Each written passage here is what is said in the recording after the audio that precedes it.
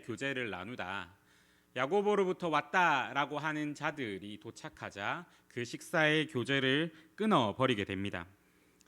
그것에 대하여서 바울은 우리가 그리스도 안에서 교제를 나누는 그 원인이 무엇에 근거하여서 교제를 누리느냐라는 내용을 오늘 본문을 통해서 말씀하고 있습니다. 사도 바울은 15절에서 우리는 본래 유대인이요 이방 죄인이 아니로되라고 말씀합니다. 여기서 우리는 바울의 말을 오해하면 안 됩니다. 이것은 유대인들은 의롭고 이방인들은 죄인이다라는 말이 아닙니다. 바울은 거짓 복음을 전하는 율법주의자들의 말을 반박하면서 말하고 있습니다. 그런 배경에서 15절 그리고 16절을 이해하기 쉽게 말한다면 이렇게 될 것입니다. 우리는 그들이 죄인이라고 말하는 이방인이 아니라 유대인으로 태어났습니다. 하지만 우리는 율법을 행한다고 해서 의롭다함을 얻는 것이 아니라 예수 그리스도를 믿음으로 의롭다함을 얻는 것을 압니다. 그래서 우리는 의롭다함을 얻으려고 그리스도 예수를 믿었습니다. 우리가 의롭다함을 얻는 것은 그리스도를 믿었기 때문이지 율법을 지켰기 때문이 아닙니다. 율법으로는 누구도 의롭다함을 얻을 수 없습니다. 바울이 왜 이런 말을 하고 있겠습니까? 그들이 죄인이라고 부르는 이방인들을 죄인되게 하는 것이 그들이 지금 믿고 그들이 의지하고 있는 율법으로부터 시작되기 때문입니다. 율법주의자들의 주장과 그들의 복음에 따르면은 어떤 한 사람이 죄인이 되는 것 그리고 어떤 한 사람이 의인이 되는 것은 그들이 말하는 율법에 기인하여서 그것이 판가름되게 됩니다. 그렇기 때문에 이어서 17절에서 바울은 그런 주장이 가져오는 문제점을 이야기합니다. 바울과 베드로는 예수님을 만나기 전에는 아마 지금 율법주의자들이 이야기하는 그런 복음, 그런 문제점들과 똑같은 내용을 생각하면서 살았을 것입니다. 그 율법이 우리에게 정말로 큰 것을 가져다 줄 것으로 알고 그리고 그 율법이 우리의 모든 것임을 그렇게 생각하면서 아마 그렇게 살았을 것입니다. 그리고 그것 때문에 율법 자체만을 생각하면서 이것을 무조건 지키면서 살아야지, 이것을 안 지키면 큰일 나겠지, 이렇게 생각하며 살았을 것입니다. 하지만 예수님을 만난 후 그들은 달라졌습니다. 베드로는 주님이 보여주신 환상을 통해서 그 자신이 이전에 죄인이라고 생각하였던 그리고 스스로 그들과 어울리지 않으려고 했었던 이방인들과 교제를 나누고 그들에게 복음을 전합니다. 바울도 예수님을 만나고 난 후에 그 이전에 그가 그렇게 소중하게 여겼었던 그 자신의 어떤 배경과 그 율법과 자신의 지식들을 다 내버리게 됩니다. 이제 그들은 율법에서 자유하고 그리스도에게 매여 있기 때문입니다. 그 결과가 지금 그들의 자유함이 나타내주는 결과가 지금 이방인들과 함께 그리스도 안에서 교제를 나누는 모습입니다. 결국 그들의 교제를 나눔 그리고 지금 우리가 한 자리에 모여서 한 교회됨은 모두 그리스도의 은혜와 사랑으로부터 시작되는 것입니다. 그런데 지금 이 갈라디아 지역에서 다른 복음을 전하고 있는 그 율법주의자들은 그 그리스도에 따라서 그리스도의 복음에 따라서 한 교회됨 그리고 한 형제됨을 나누는 것이 아니라 율법 그 자신들이 이때까지 지켜왔던 그것에 의하여서 너는 우리의 형제고 너는 우리의 형제가 아니다라고 나누는 것입니다. 그런 행동을 보면서 바울은 그들 지금 그렇게 나누는 율법을 통해서 이 편과 저 편을 나누는 그들도 그리스도를 따르는 자들이다라고 이야기를 하는데 그것은 그리스도를 오히려 죽이고 그리스도의 은혜를 헛되이 하고 그리스도의 그 십자가의 사건을 폐하는 것이다라고 이야기하면서 17절의 말씀을 나누는 것입니다. 이어서 바울은 자신의 논증을 이어갑니다. 18절에서 바울은 만일 내가 헐었던 것을 다시 세우면 내가 나를 범법한 자로 만드는 것이다 라고 이야기를 합니다. 바울이 헐었던 것이 무엇입니까? 이전에 자신이 그렇게 소중하게 생각했었던 것, 자신의 배경과 그리고 자신이 가진 지식과 그리고 자신이 그 율법 앞에서 정말로 최선을 다해서 생활했던 그것들을 헐었다라고 이야기합니다. 그런데 그 율법을 헐었다라고 할 때 바울은 여기서 율법이 나쁘다라고 이야기하는 것이 아닙니다.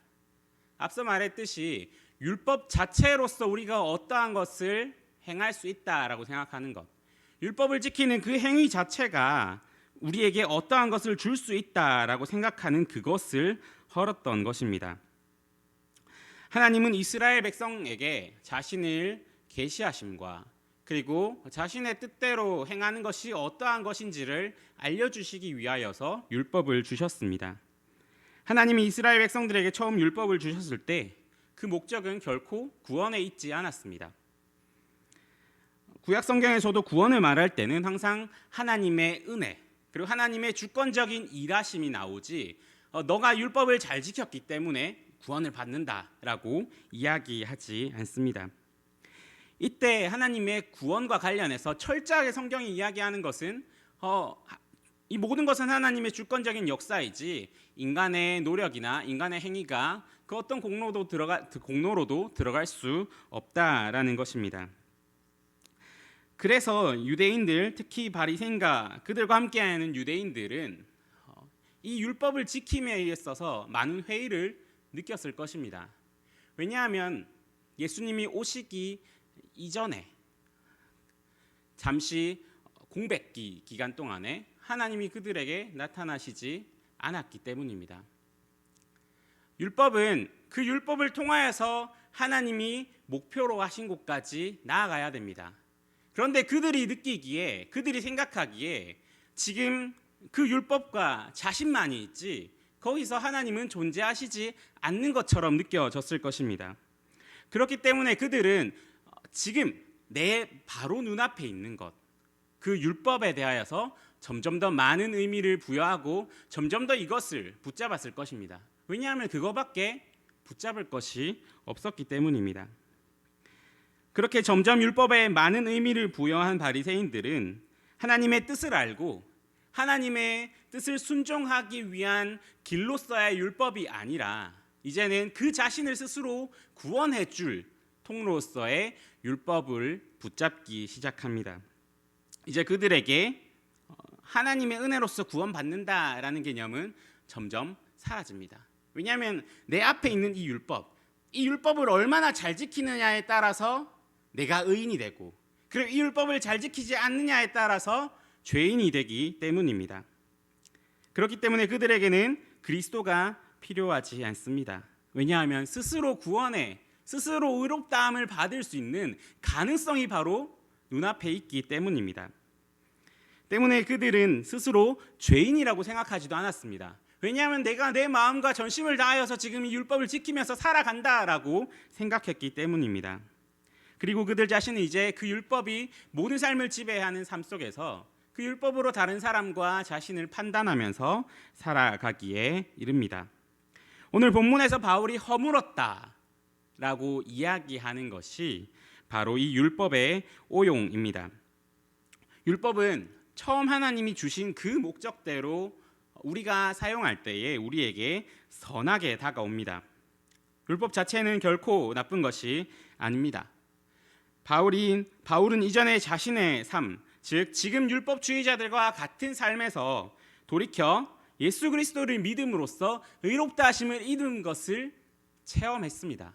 그렇기 때문에 바울은 오늘 그 체험에 근거하여서 확실하게 이야기를 합니다. 그런데 바울이 이 율법주의자들의 말을 듣고 그 예전의 삶으로 돌이키겠습니까?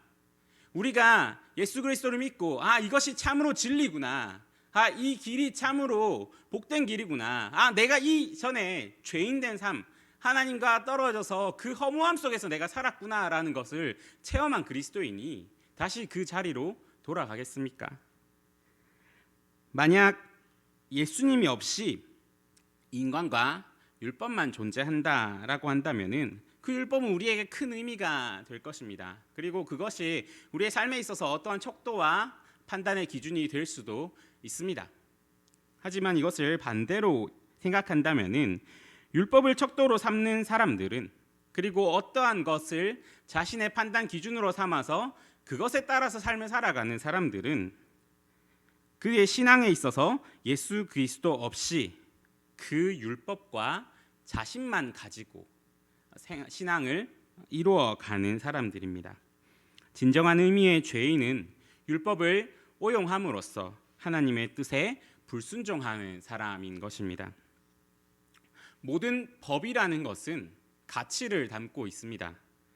우리에게 주어진 법에 대하여서 만약 그 법에만 매이고 그 법만을 생각하면서 그 법을 이용한다면은 우리는 그것을 보고 법을 악용한다라고 이야기합니다.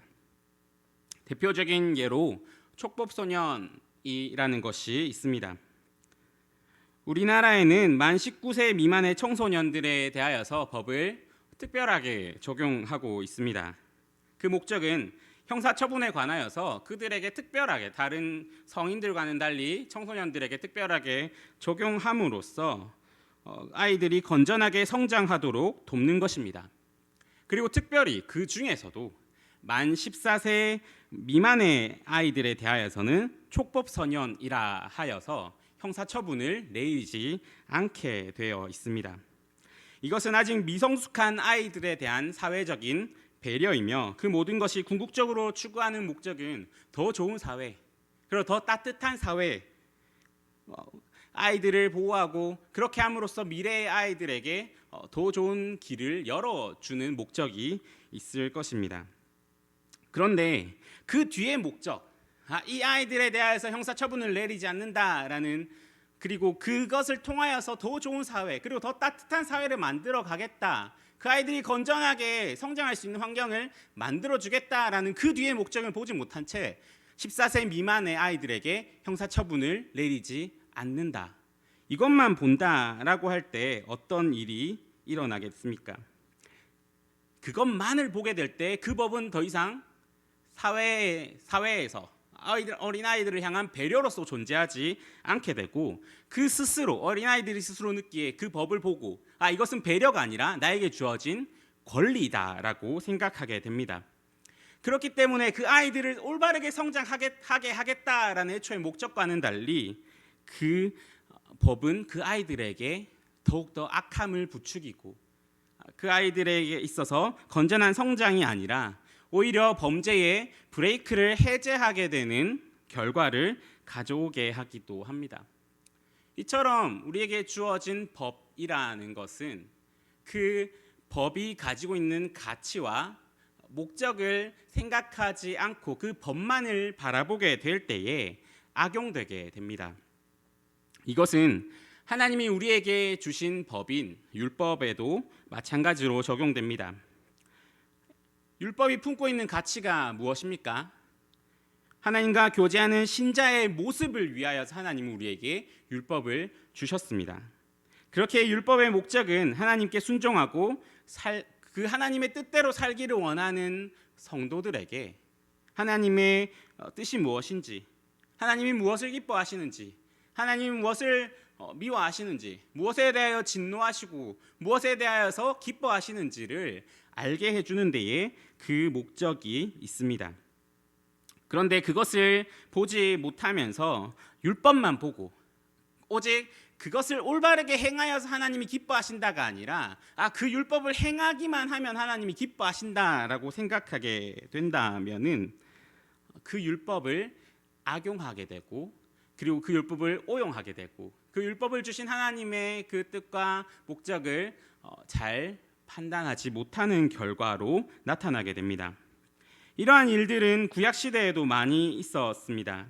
미가 3장 11절에 보면 이런 말씀이 있습니다.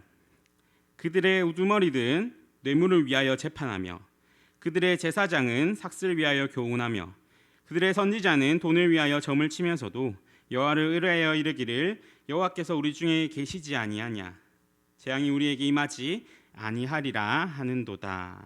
아멘. 이렇게 말씀합니다. 지금 이들 제사장들과 그리고 그들의 우두머리들과 그리고 선지자들은 그들에게 주어진 행위들을 합니다. 재판하고 교훈하고 점을 치는 것, 여기서 점을 친다라는 것은 하나님의 말씀을 알려주는 것을 뜻합니다. 이것들을 합니다. 그렇기 때문에 그들은 이런 행위들을 하기 때문에 나는 하나님이 우리에게 주어주신 것들을 다 한다. 그렇기 때문에 하나님이 우리와 동행하신다. 그렇기 때문에 우리에게 재앙이 임하지 아니할 것이다 라고 이야기하고 있습니다. 하지만 하나님은 이들에 대하여서 어떻게 말씀하십니까? 그들의 행위를 하기는 하지만 그 행위의 목적이 어디에 있습니까? 우두머리들은 뇌물을 탐하고 제사장은 삭슬 위하여 하고 선지자들은 돈을 위하여서 하고 있습니다. 이러한 모습을 본다면은 이것이 결코 바르게 적용되고 있진 않는 것 같습니다. 이것이 하나님이 우리에게 주신 것들이 주신 명령하신 행위들이 오용되고 있는 것입니다. 이러한 모습들은 사사기, 이스라엘 백성들이 하나님을 잊고 가장 타락했던 사사기에서도 나옵니다. 사사기 17장에서 미가라는 사람은 레위인 한 사람을 자기 집에 제사장으로 삼고 이렇게 말합니다. 사사기 17장 13절입니다. 이에 미가가 이르되 레위인이 내 제사장이 되었으니 이제 여호와에게서 내게 복 주실 줄을 아노라 하니라. 이런 모습을 보면 참 어리석어 보입니다. 하나님이 제사장을 이스라엘 중에 세우고 그리고 그 모든 목적들을 통하여서 하나님이 주신 목적이 있을 텐데 그것들을 전부 없애버리고 나의 집에 제사장이 있으니까 제사장은 하나님과 백성 사이를 이어주는 사람이니까 그리고 나의 집에 제사장이 있으니까 이제 하나님이 나에게 복 주실 것이다 라고 말하는 것입니다. 얼마나 어리석은 모습입니까? 그런데 현재를 살아가고 있는 우리도 이러한 함정에 빠질 때가 많이 있습니다. 우리는 성경이 말하는 율법을 그렇게 의식하면서 살아가지는 않습니다. 하지만 유대인의 율법의 역할을 하는 것이 지금 우리에게도 있습니다. 그것은 우리가 그리스도인이라는 이름과 함께 붙어서 나오는 우리의 몇몇 가지 행동들입니다. 그것은 예배, 그리고 기도, 그리고 세상 속에서 그리스도인으로서 살아가는 것, 그리고 의를 위하여 핍박받는 것 등의 행위들입니다. 이것들도 모두 마찬가지입니다. 하나님이 우리를 예배의 자리로 부르셨다면은 우리가 거기서 바라보아야 될 것은 그저 예배를 드린다라는 행위가 아니라 예배를 통해서 하나님이 우리를 어떤 모습으로 부르셨는가입니다. 그리고 하나님이 우리를 하여금 기도의 자리로 부르셨다면은 우리가 바라봐야 될 것은 그저 기도하는 행위 자체가 아니라 그 기도를 통하여서 우리가 어떤 모습으로 나아가야 되는가, 그 기도를 통해서 하나님이 말씀해 주시고자 하는 하나님의 뜻이 무엇인가 라는 것까지 나아가야 되는 것입니다. 우리는 행위 자체가 아니라 행위를 통해서 하나님이 목표하시고 그리고 하나님이 뜻하신 그곳까지 나아가야 합니다. 그럴 때에야 비로소 그 행위는 그 목적에 올바르게 사용되고 비로소 그때 그 행위는 우리에게 있어서 의미를 가지게 됩니다. 따라서 그 목적대로 그리고 그 본래의 그 선하신 뜻, 가치를 품지 못한 행위는 우리에게 있어서 아무런 의미를 가지지 못하게 될 수도 있습니다. 그 대표적인 게 어떤 게 있습니까?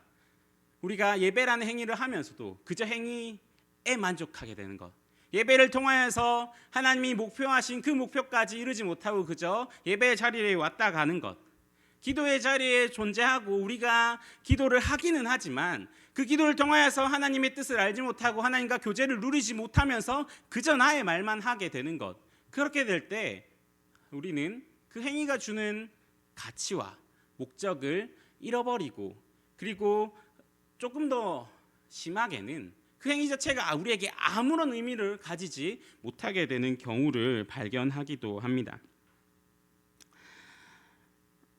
우리에게 있어서 예배의 자리를 지킨다라고 하면서 그저 예배를 왔다 갔다 하는 것, 그리고 기도의 자리에서 하나님과 교제를 누리지 못하는 행동들을 하는 것, 그리고 우리가 그리스도인으로 살아가지만 그리스도인답게 살아가지 못하는 것, 그러한 모습들이 있다면은, 그리고 만약 그런 모습들을 스스로 발견했을 때에 그것에 대하여서 애통해하지 못하고 그것에 대해서 아무런 죄책감이 들지 못하고 그것에 대해서 아무런 슬픔이 느껴지지 않는다라고 한다면은 우리의 모습은 미가 13장 11절에 나오는 뇌물을 위하여 재판하는 사람, 그리고 삭슬 위하여 교훈하는 사람, 그리고 돈을 위하여 하나님의 말씀을 주는 사람, 그리고 사사기 17장에 나오는 하나님의 그 율법들을 깡그리 무시하고 그저 레위인을 자신의 집에 세워놓고 하나님, 레위인이 이제 우리 집의 제사장이 됐으니까 하나님 우리의 집에 복을 주셔야 됩니다 라고 말하는 사람과 다를 것이 없게 되는 것입니다. 그리고 그 모든 행위를 통하여서 그 모든 행위를 하나님이 바라봤을 때 오늘 사도 바울의 표현을 빌려서 그것은 하나님의 은혜를 폐하는 것이요, 그리고 그 행위는 그리스도께서 헛되이 죽은 게 되어버립니다. 그리스도께서 십자가에 달려 죽으심으로 화목제물이 되셔서 우리와 하나님의 사이를 이어주셨습니다. 그리고 그 그리스도의 사역으로 인하여서 우리는 이제 하나님의 뜻을 깨달아 아는 자가 되었습니다. 그리고 이제 우리는 새 생명을 가지고 하나님과 함께 나아가게 됩니다. 이것이 그리스도께서 주시는 은혜이자 그리고 그리스도의 죽음의 의미가 됩니다.